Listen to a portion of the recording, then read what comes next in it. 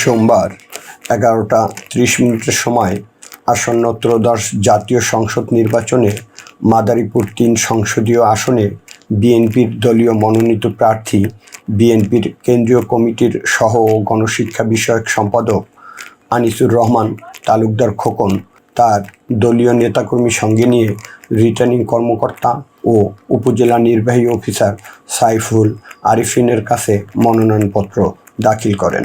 এ সময় বিএনপির মনোনীত প্রার্থীর সাথে উপস্থিত ছিলেন উপজেলা বিএনপির সাবেক সভাপতি ফজলুল হক ব্যাপারী, উপজেলা বিএনপির সাবেক সাধারণ সম্পাদক মাহবুব হোসেন মুন্সি, পৌর বিএনপির সাবেক সাধারণ সম্পাদক কামাল হোসেন ব্যাপারী, উপজেলা বিএনপি নেতা মিজান ব্যাপারী, ডাসার উপজেলা বিএনপির প্রস্তাবিত সভাপতি আলাউদ্দিন মাস্টার সহ বিএনপি ও তার অঙ্গ সংগঠনের নেতা ও নেতৃবৃন্দ।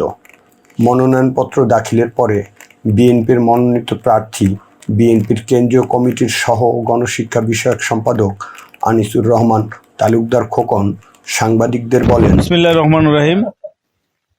আজকে ধানের শীষের প্রার্থী হিসাবে আমরা কালকিনিতে মনোনয়ন ফর্ম জমা দিলাম। এই কালকিনিবাসী মাদারীপুর ৩ আসনের সকল জনগণের কাছে দোয়া চাই, ভালোবাসা চাই। পাশাপাশি দেশনেত্রী বেগম খালেদা জিয়া অসুস্থ, তার জন্য আমরা দোয়া চাই। জনাব তারেক রহমান বাংলাদেশে আসছেন, তিনি যেন সুন্দরভাবে বাংলাদেশের মানুষের পাশে থেকে দেশ পরিচালনা করতে পারে, সেই জন্য আমরা দেশবাসীর কাছে দোয়া চাই। আমরা যেন আগামী দিনে সেই নির্যাতিত মানুষের পাশে থেকে এই দেশ পরিচালনা করতে পারি, এই দেশ পরিচালনা করার সুযোগ পাই। সেই জন্য আমি আপনাদের যারা মিডিয়ার ভাইয়ারা আছেন, আপনারা দোয়া করবেন, আমাদের সাথে থাকবেন এবং প্রশাসনকে সহযোগিতা করবেন।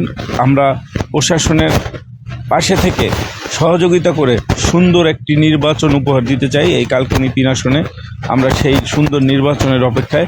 আপনাদের সকলকে ধন্যবাদ। বাংলাদেশ জিন্দাবাদ। জনাব তারেক রহমান জিন্দাবাদ। সকলকে ধন্যবাদ।